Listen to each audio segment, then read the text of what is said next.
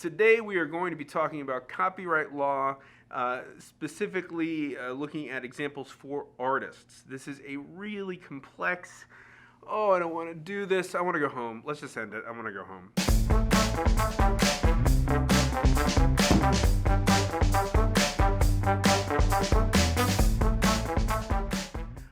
I need to start this video off by saying I am not a lawyer, if that isn't apparent already. Don't let the beard fool you. You like the beard? Doesn't matter. My wife likes it. That's why it's going to stay. I'm not a lawyer, and this is just research that I've done over the past 3.5 weeks trying to put things together. I've spoken to a friend of mine that's a lawyer. I wanted to just kind of share some of these things with you because I think it comes up a lot. Copyright law, you know, whether it's protecting your own artwork or making sure that you're not breaking copyright on somebody else's. So let's start out by basically defining what it means if you own the copyright. So there are essentially I don't know why I did that, 3.5. There are 4 exclusive rights of the copyright holder, okay? They include reproductive works, displaying, derivative works. Finally, and most importantly, you have the right to distribute and copy. What the hell was that, Will? All right, let me read this last one. The 4th exclusive right, distribute copies of the work to public by sale, rental, or lending, and or to display the image. Okay, so those are the 4 things that you're fighting for yourself. Somebody's tapping up there and I'm going to kill somebody. I want to go home. Let's talk about you, all right, because that's why you're here. I want to hear about you. When is your artwork copyrighted? All right? And the answer is immediately as soon as you're done. Whether you sign your name or you don't sign your name, wherever the hell you put your name, as soon as the artwork is finished, you have the copyright. You own it. Now, you might have heard of a place called the Copyright Office. So if that's the case and I own the artwork, why do I need to, or why would I want to go through the extra steps and costs of getting it copyrighted through the Copyright Office? And that's a good question.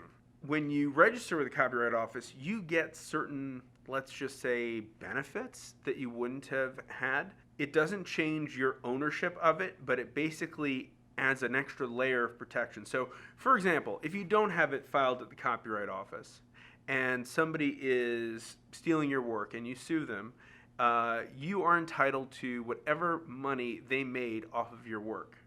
However, if you have it filed in the Copyright Office, you can also file for damages, you know, because this affects your image. It might change the perception of, you know, how your art's received. I mean, now we're talking like you can be awarded like $150,000 plus, depending on what the situation is. So it's an extra layer of insurance more than anything else. Another thing that a lot of people don't know is you don't have to put that little C in the circle. You know what I'm talking about? Show it, Will. You don't need that. You can put it on there. I mean, make sure people know, hey, I own it. But it's not going to really make or break a case if it goes to court. Here's an important thing, because this is something that I've gotten yelled at for. You can copyright your art, but you cannot copyright your technique. So how did I get into trouble? Well, I got a phone call from an artist in Florida. This is going back probably 10 years. Caroline Sherman. Really nice woman, wanted to come in and do a video with us on how she did her watercolor paintings and her technique, and it was a unique technique. Incorporated decorative papers and watercolor and Yupo paper and all that stuff. So we go ahead and we do this with her. We film it. It's her own artwork. Video comes in, gets distributed, and I get a phone call from an artist saying, that woman was in my class. I taught her that. For a moment, it was like, oh, that's not, what does that mean? What does that mean? So I said, let me look into this. And fortunately, it was okay. You know, I had to as nicely tell her, saying, you know, this is her original artwork. It's not the technique, but the original artwork. You can't own the technique, but you can own the art, all right? Now here's a little shade of gray, because I do extensive research. I have a crack team of me, myself, and I. I wondered, what if I have a piece of artwork, but this is really speaking to me. Sometimes I drag this stuff along so long. I mean, like, it can be like a year plus before more I don't want to say intricate, but the longer piece or piece I'm struggling with is finished. Now, am I personally worried that somebody's going to come into my house, take a picture of it, and call it their own? No. But when I said it earlier, when you finish it is when the copyright hits. So what is somebody to do, as I like to say, what is a girl to do, when their artwork is in a work in progress, but not completed? And if you're in a situation where you're concerned that somebody might take it, you can file for a special type of copyright that, let me look at my notes real quick. I just wanted to actually show you that I did some research. The Artists' Rights and Theft Prevention Act of 2005 allows organizations and individuals to apply for copyright protection. You can write a written description of what the finished product you intend to make is. Now, I know some artists that do like the most photorealistic stuff I've ever seen. It's really impressive. Or even if it's slightly stylized, it takes a long time. Okay. I was going to ask the issue we had with Zentangle and that DVD. I mean, I like to be honest with my audience. Okay, I might get in trouble for this, but look, you're not going to tell anybody. I trust you. We go way back. So here's another thing that came up. Brings up a good point. I had an artist come in, and she wanted to do a video on how to do a specific type of art technique, which was called Zentangled, is what she told me. And she showed me some examples of her work, the books that she's done. And I said, this looks interesting. This looks like it'll be, fun. So we did a DVD, Zentangled. We put it on there. And about 4 months later, I get a phone call saying, Zentangle is my business. Now, I just said you can't copyright a technique. However, the name Zentangle, absolutely can be copyrighted. And fortunately, it just kind of, died out and nobody ever talked about it again. But now that I'm bringing it up publicly, what if you are afraid, here's the other side of the coin, that you are infringing on somebody's copyrighted work? The fair use doctrine allows you to use copyrighted work without permission for criticism, news reporting, research, parody, or in new and unexpected ways. You think about parody, for example. I always think about like Weird Al Yankovic. So you got Weird Al, right? This guy made his living taking other people's music and changing the words. Then you got somebody like Robin Thicke, Blurred Lines. Now he gets sued, and it turns out that he has this little rift in it that is Marvin Gaye, and that is it's owned. They sued, and they got a portion of the money from that because of it. So when I hear that Weird Al Yankovic am I saying that right? Yankovic? I think it's Weird Al is making these songs, which are obviously, like what, Gangster's Paradise, Amish Paradise, Beat It, Eat It. I mean, there's so many, White and Nerdy. I love that one. Yeah. What I found out, so I looked into that specifically. He's parodying it, okay, but that doesn't mean you have to be a He actually made the effort to reach out to every artist that he wanted to use their song just to make sure that they were okay with the idea of him doing a parody of it, even though he was within his right more or less. However, with all of these fair use things, they are judgment calls at a judge's discretion. Whether or not you think it's a criticism, you think it's a parody, if it goes to court, you never know. You find the right judge, the wrong judge, they might decide that you are not within fair use. So just keep that in mind. Be very, very clear in your intention when you are taking something under fair use, and keep these things in mind. The other thing for fair use that a judge would take into consideration is how is this affecting you monetarily? Are you taking something so that you can, do a piece that it's, like a indie film, like, hey, just put that out there on YouTube, you're not getting any money for it, versus something that's monetarily charged, like, hey, I'm going to be using this fair use stuff so that I can sell my new single. Nobody buys singles. For what it's worth, monetary motivation is factored into whether or not something falls into fair use, or can be by a judge, okay? Now, in our own hallway, I mean, we've got how many pieces of artwork in this building? Hundreds, if not. I mean, it's ridiculous. There is no wall in this building that isn't covered with original artwork. It's a big thing that my father and my uncle, they believe in the arts, so much so that they invest in the arts. There is so much art. When they die, I am going to inherit no money and a bunch of art. Okay, that's fine. I mean, I think it's very admirable that they do that. One particular piece that came, I don't know if it was a recent buy or recently was put right in my path on my way to the restroom. And we'll take a picture of it and put it up. I don't know if it has to be here. I mean, sure, put it there. I don't care. Where there's a lot of pop culture type icons. You can see that there's a Mickey Mouse on there. You can see that there's Mona Lisa on there. So this is an original piece of artwork. Somehow this has either not been noticed by a major corporation or the owner of something, or it falls under fair use. I don't know. I don't know the history of it, but it was sold, and I'm assuming that it fits the fair use, even for things that are copyright or were copyrighted, like Mickey Mouse or the Mona Lisa, because they're being used for parody. I mean, I think that's parody is what they're doing, or they're trying to make a statement, some kind of artistic statement.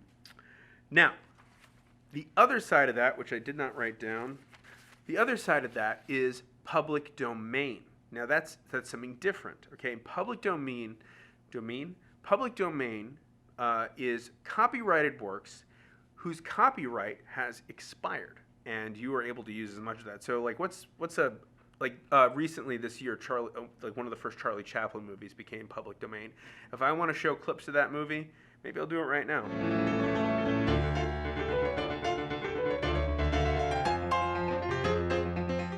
Yeah, not going to get in any trouble because it's public use, it's public domain. Now, there is a much more prominent figure that is entering public domain, and I wanted to touch on this because this is very interesting. In 1998, the copyright on Mickey Mouse, you've ever heard of Mickey Mouse?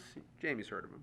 The copyright was going to be up because it's so many years after the death of the creator, the copyright, I think it was like 70 or 60, 55 years, I forget the number. Anyway, they extended it an additional 20 years. And the question was, will they extend it again? And the answer is no. Now, before everybody starts doing their own prints of Mickey Mouse and putting everything about Mickey Mouse out there, let me say this. There are, as I've said, certain derivatives of artwork, right? So if I wanted to go and put up a picture of, let's say, Sorcerer Mickey from Fantasia, that's not in public domain. It's not, because Fantasia came out years later. The only thing that's really in public domain is Steamboat Willie. That is the original, the creation of the character. So because that's the original, the creation of the character, the basic structure of Mickey Mouse's face is now in public domain. And I will say this, I don't know if Disney's going to end it. I mean, their IPs are very important to them, and Mickey Mouse is their brand. And I don't know, if it's a right or left issue or whatever, but I mean, I can understand why the company would want to protect the image of Mickey Mouse. I've read every biography. I read Roy Disney's biography, Walt Disney's biography. I even read Michael Eisner's autobiography at one point. That was a waste of time. Roy Disney's biography, they talk about him literally chasing ice cream trucks down the street to tell them to cease and desist because they would put Mickey Mouse on the side of their ice cream truck. And a lot of times it wasn't even well done, because somebody was just like, let me just paint on this truck. Yeah, keep that in mind. The owners were very protective of it, as they very well should be. I said earlier that there were some things that were, I would think would be common sense, but actually are not common sense. I have no common sense. So let me just go into something that threw me through a loop. When I got married, I hired a photographer, and I paid him to take photographs of me, my wife, my friends, my family at my event. I assumed that I owned those photos. They're photos of me. I paid him to do it. It's not true. He owns those photos. In fact, he could sell me the copyright on those photos, which I think we did. We bought the right to duplicate them elsewhere. But it is owned by the artist, except in certain cases. So in the case of that photographer, he wasn't an employee of mine. He probably got a 1099. He probably had to submit a 1099 as if he was contracted out by me to do this work. He owns that work. Now, Jamie, you're screwed Jamie gets W-2'd. She's an artist. She does work here. Anything she does here while she's on the clock is owned by Jerry's Autorama, and we're going to exploit you, just so that you know. The bottom line when it comes to all these copyright issues is there is no yes or no, black and white. It's a shade of gray. And as I said before, at the end of the day, it is going to be up to a judge whether or not something was stolen or used appropriately. You're never going to be 100% sure, but I will tell you that having something copyrighted through the Copyright Office is going to give you the maximum protection, although you still own the copyright without it. You don't need to, like, sometimes people take like a picture of something and then mail it to themselves in an envelope sealed so that way that the stamp shows it's dated and like, look, I mailed this to myself in 1976 and, you know, I own it. I don't think that does anything, but it is something that I've heard people say you got to do. You don't have to do it. Save yourself a stamp and some paper and a tree. So let's talk about what you can do if somebody is stealing your work. There are certain things you can do, and the number one thing you can do is nothing. Let it go. It depends on the situation, but sometimes having your work stolen is not worth the fight, or maybe it's giving you more publicity, depending on what it is, than you would have gotten on your own. You never know. The next step up from that, from nothing, what's the step up above nothing? Less nothing, is you can request credit, whether it's photo credit or song credit, whatever it is that you're creating. Request the credits so that you know that if it is getting more exposure, at least it's coming back to you, okay? The next thing you can do, we're going to go kind of like in an escalation kind of thing. You can prepare your own cease and desist, and this is a little risky. You're not a lawyer. Maybe you are a lawyer, in which case, go ahead. Create your own cease and desist and send it to them saying, this is mine, you're stealing it. So basically, you are giving this company a heads up that, hey, I'm thinking about suing you, and there are certain things that company can do, which is what I wrote here. They can preempt an infringement lawsuit and file a request for declaratory judgment that the use is authorized. And so by sending it yourself, it kind of lets them know that you're thinking about them and they can prepare. All right, escalating things further. You can publicly shame them. I know that sounds silly, but in this day and age, with social media, tagging, hashtagging, whatever it is, you can get a message out that you were wronged. You know, I know, for example, my father had a big issue with Sears. He put them right out of business, where he had a warranty on a refrigerator, and they jerked him around for like a year before he got a refrigerator that worked, and it was just crazy. And he would go on, his Facebook page or whatever it is and just say, hey, this isn't right. Can somebody please help me? And, bringing awareness to the situation. Now, not everything's going to catch on, but if you get enough people behind it, it can cause some real trouble for the people that are infringing on your copyrighted work. And if enough people do it, this is interesting, if enough people do it, meaning they publicly shame along with you, the community can establish a public record of serial criminal behavior. When you hear criminal behavior, it might, put things in perspective. Finally, you can hire a lawyer and have them send a demand letter. This is going to escalate things dramatically higher, and it will also escalate costs. So you want to be very careful of that opportunity cost of risk versus reward. What am I getting for what I'm spending so that I can get what I want? Maybe they're going to keep doing it, and it might make sense. You got to keep that in mind. Are they apologizing and saying, "Oh, I didn't realize I was doing it. My bad," or are they saying like, "I'm going to keep doing this, and you can sue me"? That should be a factor. You got to protect what you love and what you own. And I think that if you're an artist, you should love your art. You might not feel like you love everything, but they're all your babies. Whether it's a little sketch, a little doodle, or a full-size painting, this is you. It's a little piece of you that you're trying to leave behind. And I think that's worth protecting, right? Agree with me. More than you should protect your art, you need to protect yourself, and you need to protect me on Instagram at Mike Not Jerry. I got you. Yeah. I don't know what it is anymore. Instagram is just a fun place for me to put up random stuff. I put a picture up of all of us at the escape room. except for Jamie because she was under the weather, but we escaped without her. You know, behind the scenes stuff, extra clips that we take. I might have said something that I don't think is appropriate for the YouTube, and I put it on the Instagram, so if you want to hear me filthy dirty, it's not going to be, but it might be a little inappropriate, even more so than what you've heard here. Are you a lawyer? Or maybe, do you have more information on copyright, things that I left out? Maybe something I got wrong, because, you know, a lot of these things that I looked online perhaps are outdated. Please share below. And also keep in mind the date of this video. You know, look down and see when we're posting this, the exact date, because things change over time. So what I say right now, there might be a new law that comes up in 3 years and something's irrelevant. So make sure that you're staying up to date on all these things. So if you like this video, I hope you give it a thumbs up, that little, if you didn't like this video, go ahead and do it. I don't care. You know, I think it's good. I want to know if you like it or not. Make sure you subscribe and hit the bell if you want to be notified if we post another video. And we post a lot of different stuff. And this year is going to be a little bit different than previous years. We've got a lot of different things we're working on. Always trying to look at creating more entertaining, informational videos for you, our beloved artists and artist community. Isn't that nice?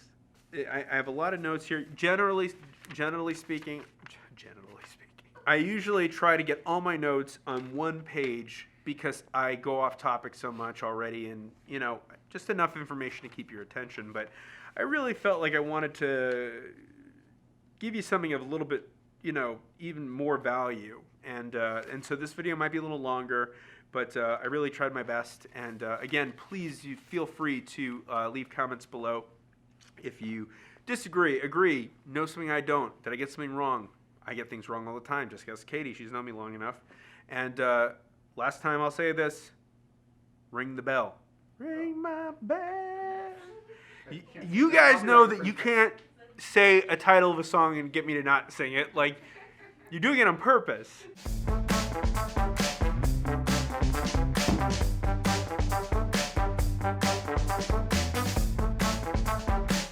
Do you guys believe that I actually put effort into this and I'm not just sitting around watching porn all day? That's the most important thing.